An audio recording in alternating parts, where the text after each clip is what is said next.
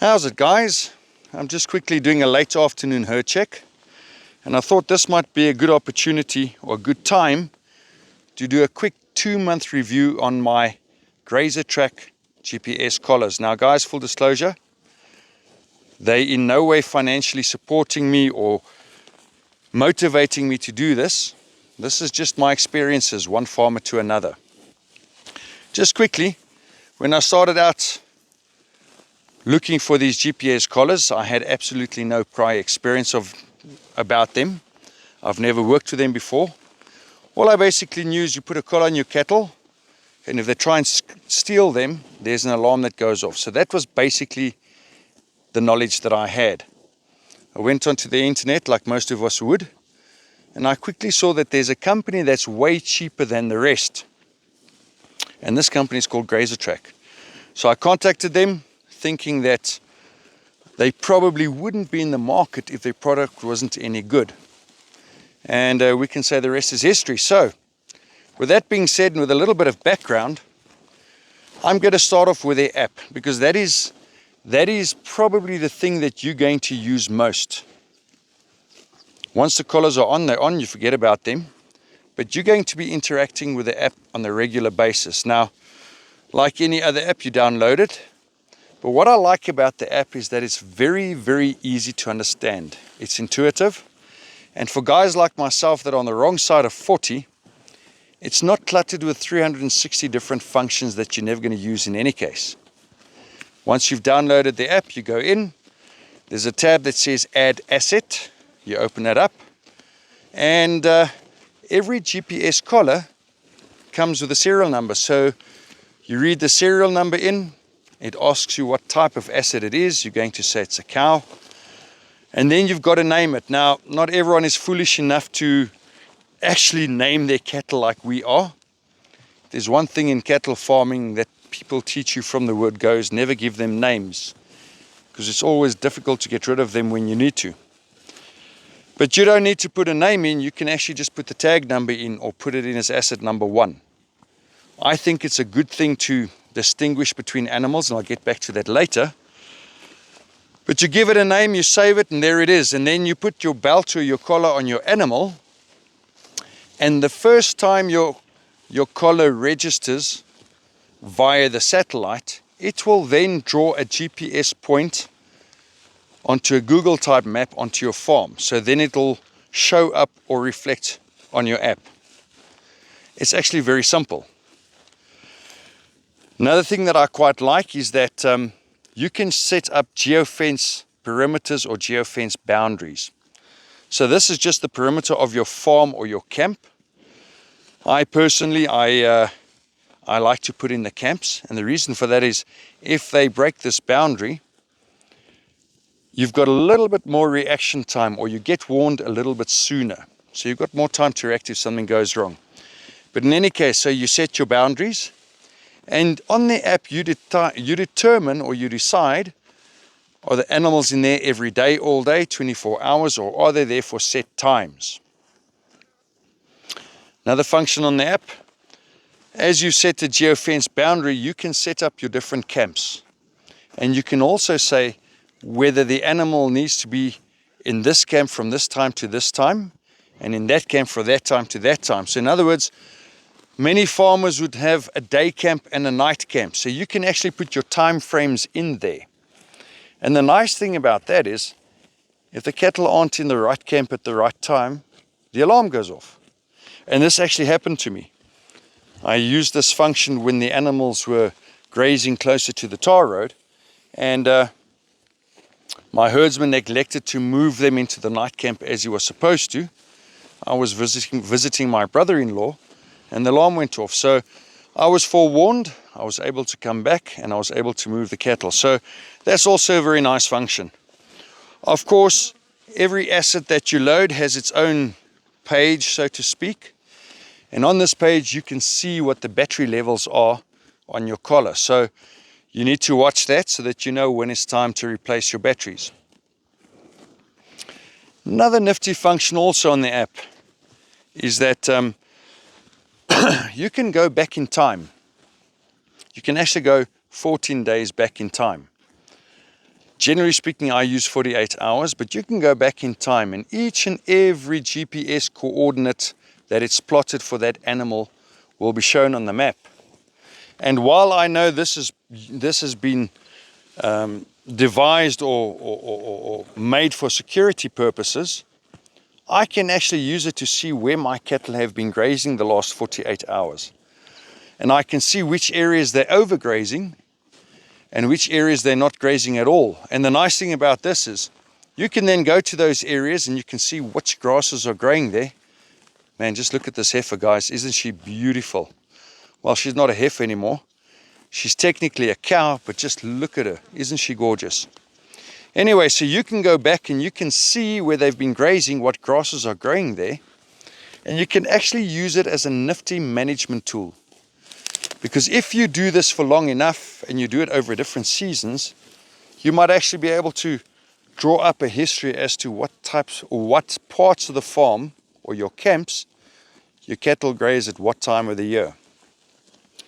What's also nice is you guys now come out a lot at night. Before I come out, I quickly clock into my app. I open it up and it shows me exactly where my cattle are. So I no longer have to spend a lot of time looking for them, especially if they're in the big camp. I haven't subdivided the camps or all of them yet.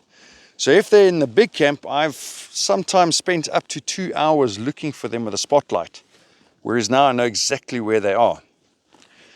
That is basically the app in short. It's easy to understand, it's uncluttered, and it doesn't have a lot of unnecessary functions that you don't need. Of course, you can also go in on every asset that you have with a live collar or a live belt, and you can also see what the alarm history or alert history has been for the last couple of hours.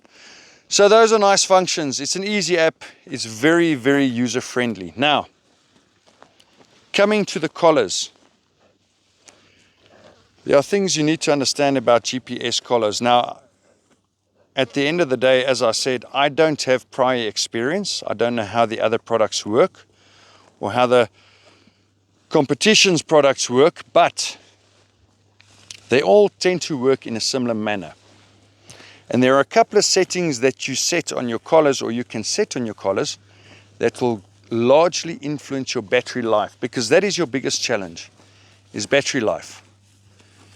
It is said that batteries last between 3 and 6 months. This is determined by your settings as well as your reception, because your collars work through mobile cell reception. They work with GPS as well as a cell phone reception. They plot their position via GPS and then they send it through to your phone via mobile reception. So, the first setting that you have is how regularly your belt or your collar needs to clock in. You can set it for every 15 minutes. You can set it for every hour, every 2 hours, 6 hours. Heck, you can set it for once a day. I think that's the least number of times it can clock in, is every 24 hours. However, doing so might extend your battery life, but it might not be the safest thing for your animals on the farm. Because if they were to steal your animals here and move them along slowly, and your sensitivity is set low, you might find that your animals are moved fairly far by the time it clocks in, and you could actually lose your animals. So that's just something to be aware of. Personally, I set mine in to clock in on a more regular basis, quite often to be honest, because I want to know that from the last reading, they can't have moved very far. There mustn't be a lot of time between readings. I accept that this is going to cost me in battery life, but I'd rather do that than create opportunities where animals can go missing. The next setting that you have is your sensitivity. Now, sensitivity is the following. What does it take to set off the alarm? Many farmers set their sensitivity down low, and the reason they do this is because they don't want false alarms. And guys, you do get false alarms, But they don't want false alarms in the middle of the night, number one. And number two, they want to get the maximum out of their battery life. The problem with that is, and there's a farmer that I know about, he didn't have a geofence function on his belts or his collars from his supplier. They didn't have a geofence function. He'd set his clock in times to be fairly far apart, if I'm not mistaken, once a day. And he set his sensitivity way down low. And because he had very calm and, I nearly want to say, placid animals, they were able to move his animals 11 kilometers before the alarm went off. And by the time he got there, they'd slaughtered half his animals. So what you gain on the swings, you lose on the roundabouts, or something like that. At the end of the day, you need to make that call. Personally, mine are set fairly sensitive. The sensitivity is fairly high. If they just sneeze aggressively, the alarm goes off. Now, what's the downside to that? Well, currently the bulls are in, animals are on heat. So when a heifer comes on heat and she starts riding the others around her, she sets off the app. When the bull's chasing her around and she's not yet in standing heat, it sets off the app. That's the downside. I had 3 alarms last night between 1 a.m. and 3 a.m. But at the end of the day, I'd much rather wake up, quickly open the app, look on the map, and see if everything's okay, than set it down too low and get here the next day and half my animals are missing. And something I neglected to mention, you also have a live tracking function. So the alarm is set off. Every so many seconds, and I'm not quite sure how many it is, but every so many seconds it'll continuously ping and give a GPS position. So you can actually do a live track on them. And this will continue until such a time as the animal stands still and the app can pick up that it's no longer moving, or until it runs out of cell reception, of course. One other thing that does affect your battery life, and I forgot to mention this earlier as well, is that because you're working on cell reception, when it's time to clock in, if it clocks in and it can't get the coordinates out to your phone, it'll continue trying until such a time as it's in a better spot and the information or the data goes through. So if it's continuously trying to send through its location, it's drawing power. So it's shortening your battery life. I'm fortunate. My reception here is pretty good. It's not the best, but it's pretty good. But there can be areas where if you struggle with cell phone reception, and guys, they do all 3 providers, Cell C, MTN and Vodacom. So you can just determine which one's the best in your area, or they can actually go in and check. And that's the one that they will then bounce or send your information through. So coming back quickly, so don't set your sensitivities too low. And don't let your animals clock in over too long a period. Now, these specific collars make use of batteries. They're not rechargeable. So when you come out to the farm, and I quite like this, you come out to the farm, you bring your spare, your brand new batteries with, you open it up, replace them, you put the collar back on, and you go. From my understanding, some of the other products need to be recharged. So you need to take the whole unit off, take it home, recharge it, and then bring it back and bring the animals back in again and then put it on again. Of course, you can say you can have a spare unit, that's true. But at a cost of over 6,000 Rand and nearly 400 Rand a month per collar for airtime and whatnot, that becomes expensive. For what it's worth, Grazer Track, I pay 2,600 Rand a collar, and their monthly fees are 99 Rand per collar. So they're way cheaper, and you can remove and replace their batteries. I don't know how their battery life compares to the opposition. I do know that one of the gentlemen who did in fact lose stock said to me their batteries last 2 years. Now, okay, his belts only clock in once a day, it makes sense. His sensitivity is set way down low, it makes sense. So how do you decide which animals to put your collars on? Well, I don't have a definite answer. Obviously, your most valuable animals, if in fact you have a differentiation in your herd. Your milder or more timid animals, of course, the ones that are more prone to be stolen. But at the same time, also one or two of your wilder animals. Now, generally speaking, they said, initially I heard 1 collar to 100 animals, not from the dealers. This is what I heard between farmers. 1 collar between 100 animals is sufficient. I'm not even comfortable with one between 30. I've got quite a few active collars here, and I've got a couple of dummy collars. So personally, if I were you and you're considering this, take the plunge, get a couple more extra active collars, make sure you get a couple of dummy collars, and put in the most that you can afford, because it just takes 3 or 4 animals to be stolen, and what you thought you've saved, you didn't save at all. Another thing that you can also add is they have Bluetooth ear tags, which then link up with the collars and give you the same function. And I'm not quite sure how many ear tags you can link to a collar. I seem to imagine he said 100 or 200, but don't hold me to this. But you put a collar on one of your animals, you put the ear tags in the other animals, and those ear tags will work through the collar and also give you locations and alarms and things like that. Unfortunately, there is a maximum distance that they can be apart, and you do need line of sight. My goodness.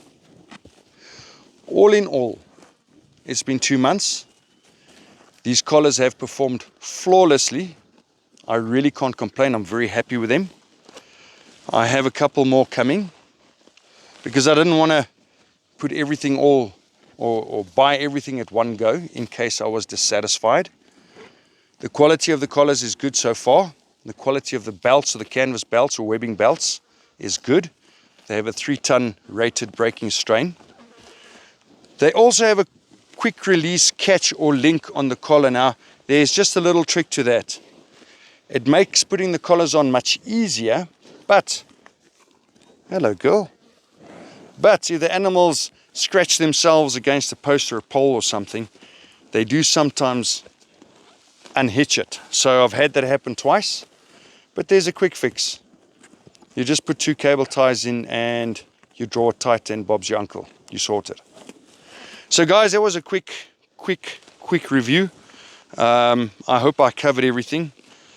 If you guys have any questions, or if there's anything that's unclear, please let me know. Would I recommend them? So far, yes. They're well priced. They've performed very well thus far. I mean, they stole my neighbor's cattle, and when I say the neighbors, I'm talking about the African gentleman right next door to me. They stole 5 of his animals last week. I was fortunate mine weren't stolen. So I'm not saying it's the collars, but I think it is a definite deterrent. Keep in mind, there's no such thing as the perfect system. No one can guarantee a perfect system. But so far I'm very happy. So far I'm satisfied. So far they've performed well. And I would recommend them. If you're looking at buying collars, or you just want to test them out, hit them up, phone them, get 1 or 2, give it a go. They are the cheapest collars. But I can't see that they've any way compromised on service or quality. But at the same time, guys, I have nothing else to compare to. So for what it's worth, it's just based on my experience here. Anyway, guys, the cattle are looking brilliant. I just thought I'd quickly mention a couple of words here. They're looking good. We've had good grains. I'm very happy with them. The bulls are coming out soon. And hopefully 9 months from now, we'll have a couple of calves. Anyway, guys, you must have a good one. I think we're going to chat again. I'll end this one here. Cheers.